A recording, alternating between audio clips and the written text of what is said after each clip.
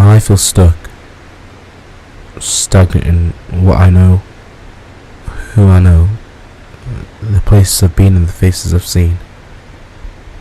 I found myself in a constant need to escape, a constant need to run away into something new, but I never know what new is.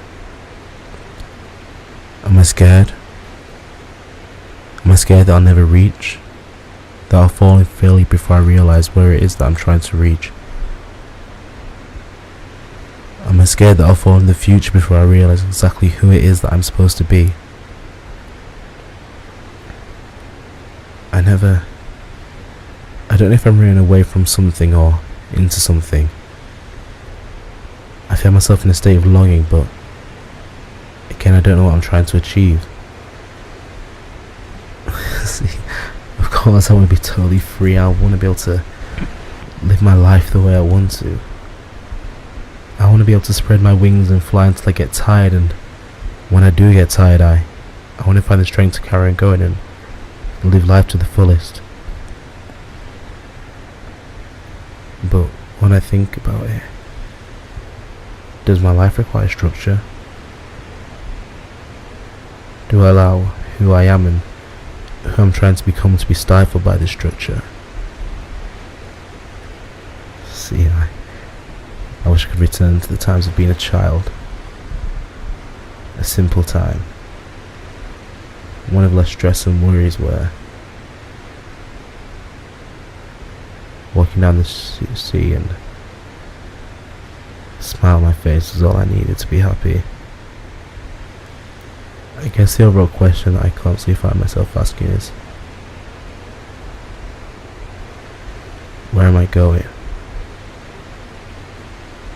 What am I trying to achieve?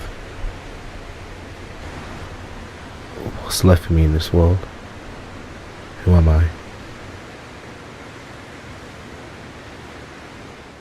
As I look down onto your face, I almost can't quite believe what I'm seeing. I don't yet know who you are or what you may become in the future, but I do know that you will be great. I hope that you are born into a world that allows you to be who you are, a world which allows you to fulfill your dreams and hopes to your fullest potential. I hope that you are given the opportunity to allow your voice to be heard, your dreams to come true and to be seen. And I hope that you are afforded the same opportunities as your peers. You're my sun, you're my eyes, my mouth, my nose, my brow. You are a creation that I helped make. I don't have the riches or the gold of the world to offer you, but I do have love, and that is more powerful than any money or gold could ever be. I hope to help instill in you with the love, knowledge, and morals to succeed in life. I'll always be here for you, even when I'm gone and you've entered a new chapter of your life. Just know that I'll always be there for you. I love you, son. I love you. My son, I knew you were special from the first time I felt you kick inside my room. And then as I've seen you grown over the years, I've come to realize that what I knew then has grown to become a reality. I want you to know that no matter what you do in life, I will always love you. However, my son, because of the color of your skin, you were born into a world that will not always be kind to you. You're born into a system which will actively work against you, but I know that you will defy all those obstacles put in front of you. You are my big, confident black boy, and unfortunately, although you are a child, that will scare some people. Even though it shouldn't, it does. And it pains me in my heart that even to have this conversation with you, because it shouldn't have to be this way. But I want you to always remember, you are amazing and loved. You may find that there are things that you can't do, but for that one thing there will be 100 more things that you can do. Don't let anyone make you think that you come from just slaves, because our story doesn't begin there. You come, my son, from warriors, from kings and queens, my child. And don't you ever forget that. Show them that you can be creative, remarkable, memorable, outstanding. I love you.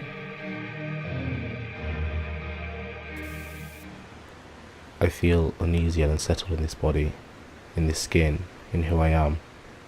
I often feel as if there's a storm raging on inside of me that I no longer hold any control over.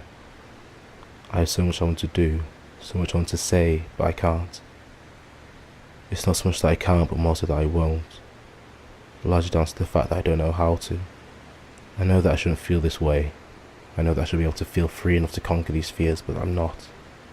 See, you have questions.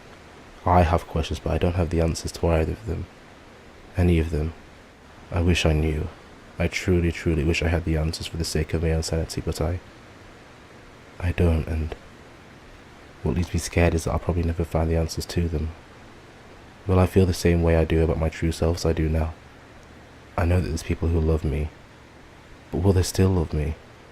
All these people but no one to speak to as the storm rages on inside of me.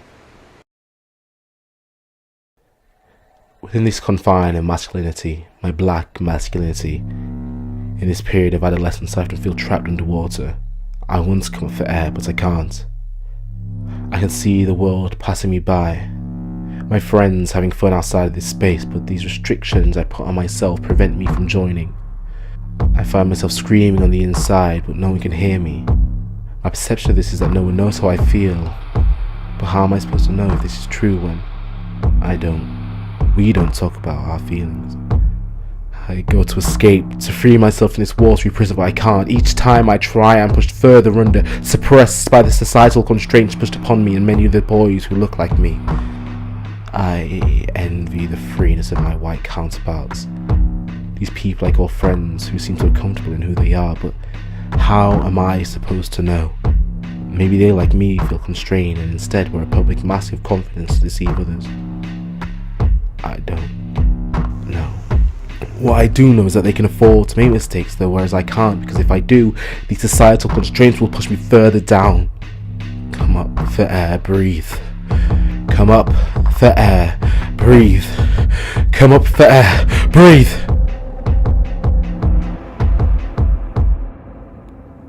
See, this idea of black masculinity means nothing if I don't know who I am.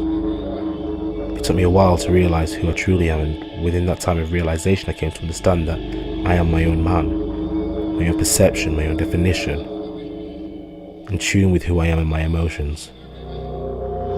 I used to believe that to be a man meant not to be myself, but the perception of what others thought I should be or who I already was, but that wasn't the case. To be a man is to be truthful to myself, to own my blackness, to understand my faults and praise what makes me me.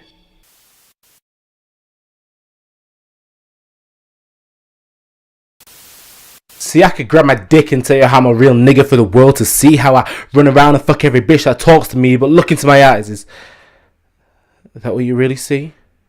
I'm more than the white man stereotype, I'm more than that. I'm a man just like you.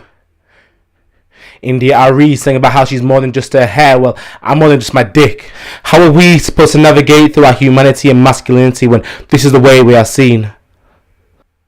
Like many black boys, I wasn't afforded the opportunity to be a child for long. See, my physique and my voice meant that I was seen as a young man in the eyes of many when I was still a child, and that's fucked up. Just look at Trayvon, Michael, Tamir. For many years I felt as if my being was being covered by a shroud and a mask of perceived masculinity, pretending each day to be something that I may not have been.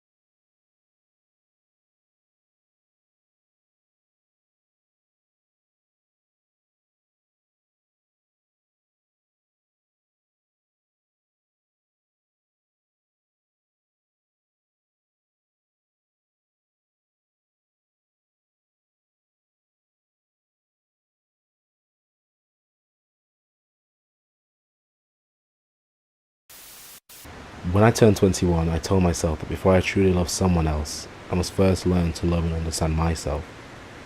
It wasn't until I became comfortable within my skin and my blackness that I realised this. I no longer had this perception of having to be a real Nigga, just real. It wasn't until 2012 when I saw and understood what was happening to black boys in America, until I truly realigned myself with my black masculinity. Like myself, their mothers had probably had the same talks with them about being a black male in this world. So Trayvon died.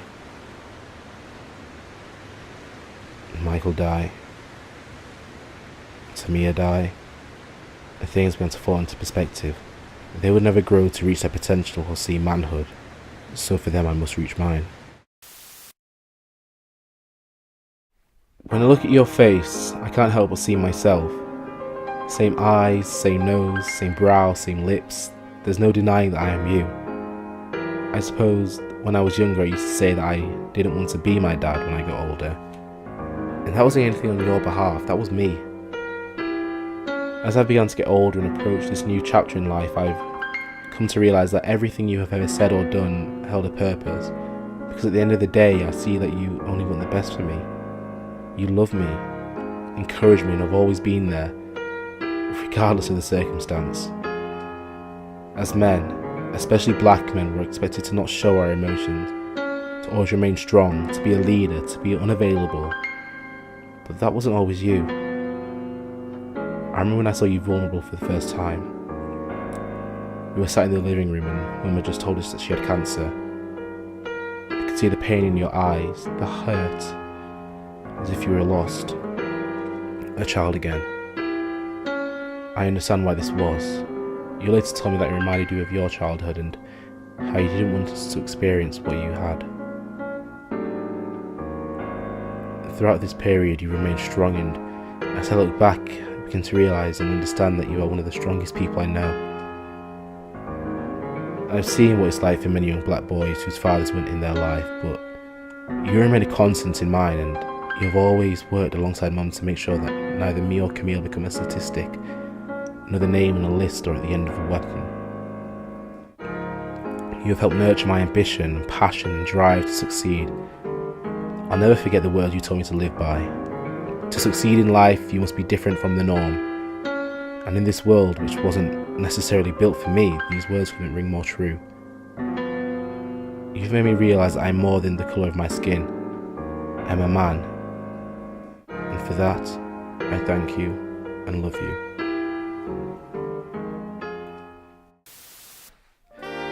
I am the product of Glendora Patricia Powell and Winston Samuel Case. Their firstborn child, my dad's second. I know that my ancestry lies in Jamaica and Nevis. I know that my name is Muslim and means generous and noble, but I don't always truly know who I was. I was raised, encouraged to be me, to be confident, encouraged to reach my potential, to revel in my creativity and my blackness. I guess there was just a point when I forgot these things. I was taught to embrace my masculine and conventionally feminine traits. I do come from a man and a woman after all. I was raised by my mother and father, my sister and brother, my aunts and my uncles, my grandparents and my cousins. I'm an extension of who they are, but at the same time I'm my own individual person who has made mistakes in life. However, those mistakes became learning points in which I learned who I am. As a black male, I recognise the hardships I come across, but even more so I must acknowledge the injustices against black women. See, although I recognise the men in my life, that is but one part. If the men are my yin, then the women are my yang, so I wouldn't be who I am without the constant encouragement, reaffirmation and constant grounding of the women in my life.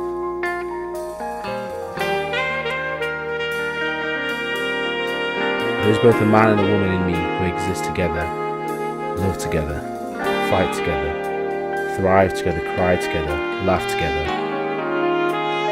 And when they come together, I feel whole.